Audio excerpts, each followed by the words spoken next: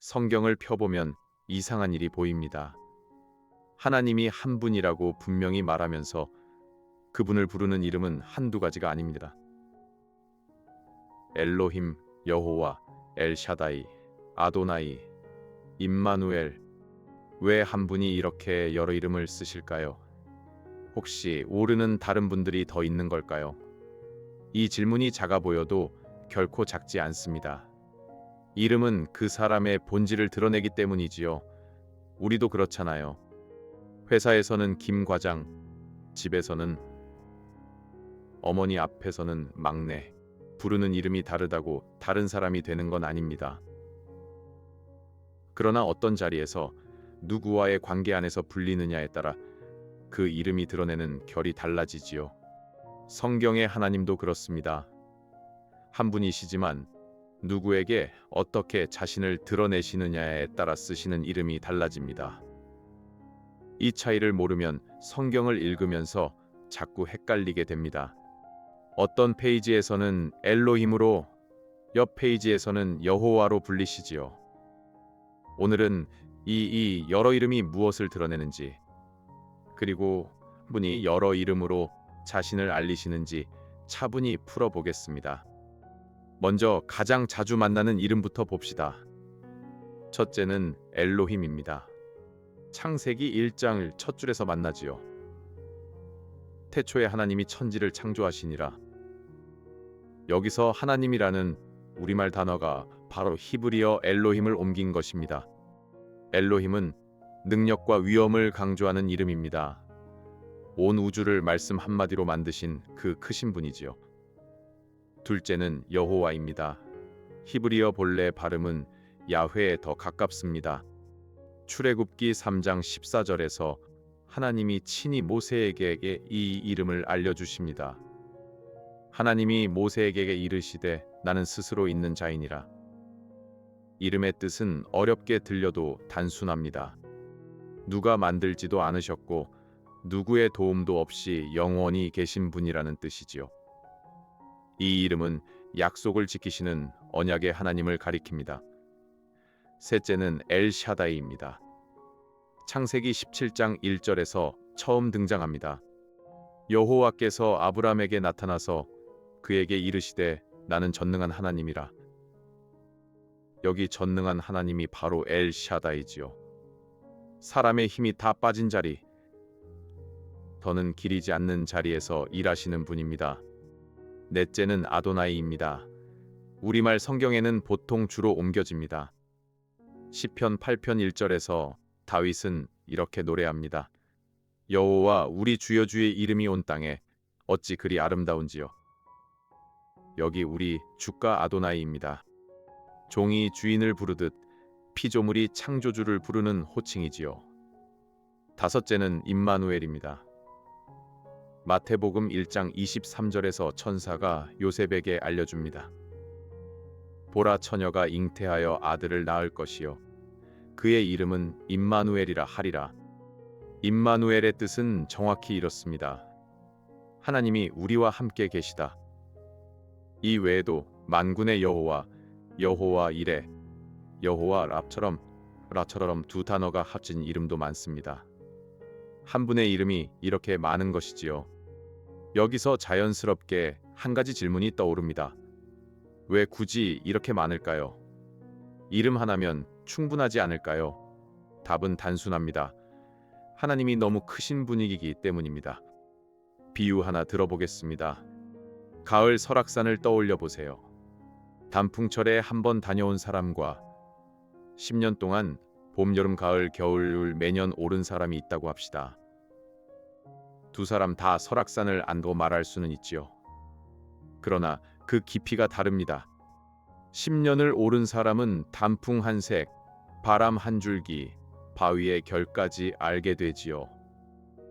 그래서 그 사람의 입에서는 설악산을 부르는 표현이 한두 마디로 끝나지 않습니다.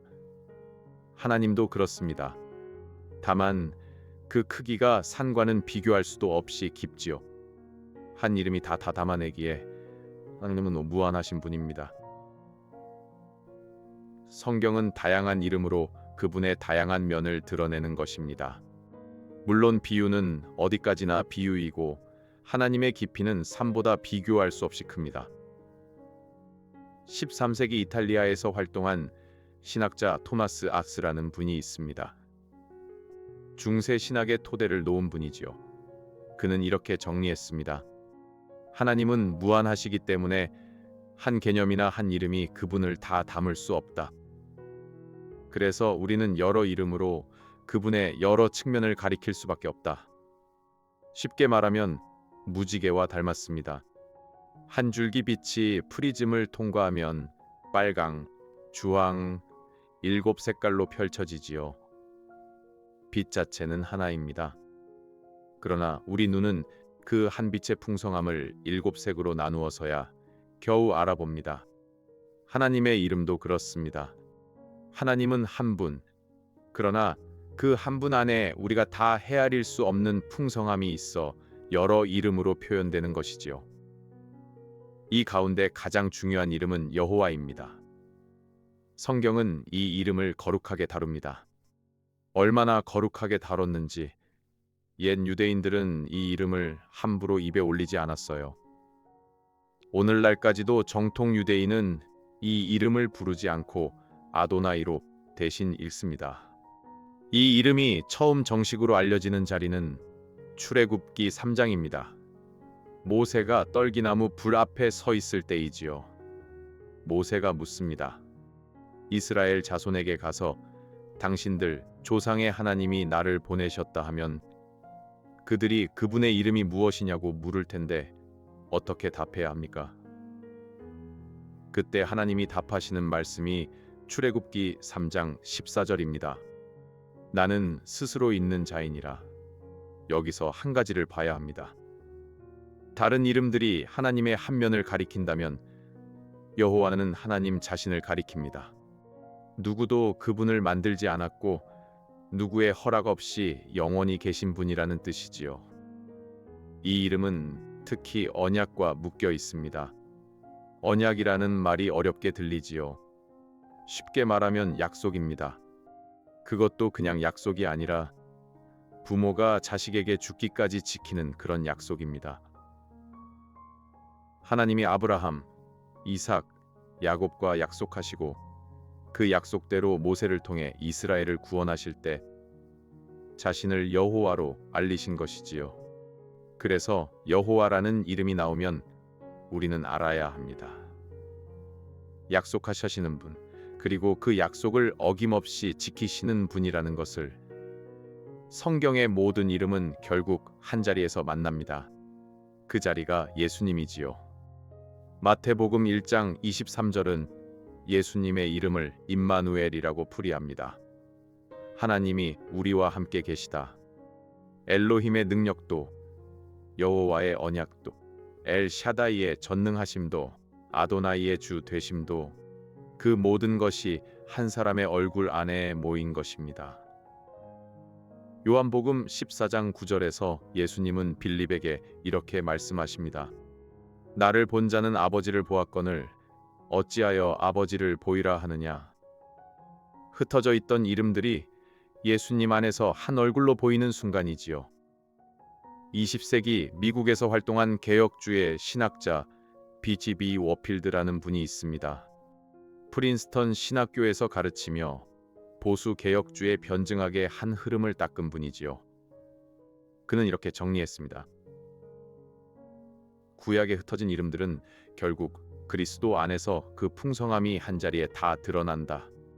우리가 신약을 읽으며 다시 한번 깨닫게 되는 일이지요. 흩어진 색깔이 한 얼굴로 모이는 것입니다.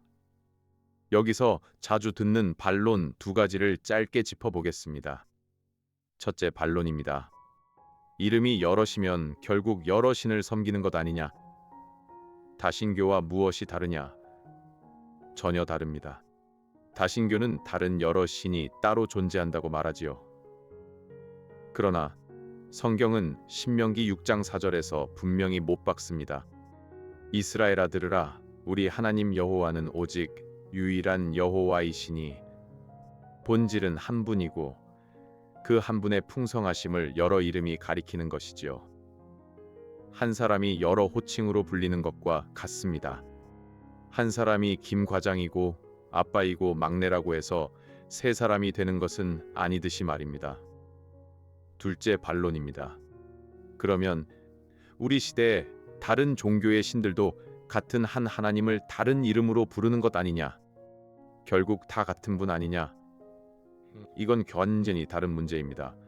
성경의 여러 이름은 한 분 하나님이 직접 자기를 알려주시며 주신 이름입니다. 사람이 만들어 붙인 이름이 아니지요.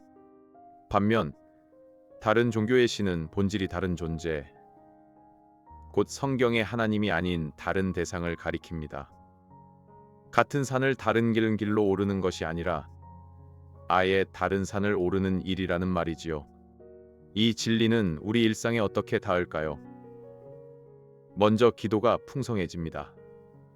막막하리에 있을 때는 엘 샤다이, 곧 전능하신 하나님을 부를 수 있어요. 약속이 흔들려 보이는 자리에서는 여호와, 곧 약속을 지키시는 하나님을 부르면 되지요. 외로운 자리에서는 임마누엘, 곧 함께 계신 하나님을 부르면 됩니다. 또 성경 읽기가 깊어집니다. 같은 본문 안에 엘로힘과 여호와가 나란히 등장할 때 그건 우연이 아닙니다. 본문이 능력의 면을 강조하고 싶을 때는 엘로힘, 언약의 면을 강조하고 싶을 때는 여호와를 쓰지요. 이름의 결을 알면 본문이 한 겹 더 입체적으로 들립니다. 마지막으로 위로가 옵니다. 우리가 평소 한 면만 보고 부르는 그 하나님은 사실 한 이름으로는 다 담을 수 없을 만큼 크신 분입니다. 내 한 줄짜리 기도에 들어와 주시는 그 하나님이 동시에 온 우주를 붙드시는 분이고, 동시에 내 평생 약속을 지키시는 분이며, 동시에 지금 내 옆에 함께 계신 분이지요. 오늘 잠들기 전 한 가지만 마음에 두세요. 한 이름으로는 다 못 부를 만큼 크신 그 하나님이 오늘 밤 내 한마디 기도에 귀를 기울이고 계신다는 사실을. 이 영상이 도움이 되셨다면 구독과 알림 설정 부탁드립니다. 이 영상은 보수적 개혁주의 신학의 입장에서 제작된 변증학적 콘텐츠이며 모든 신학적 견해를 대변하지 않습니다. 본인의 신앙 공동체 및 목회자와 함께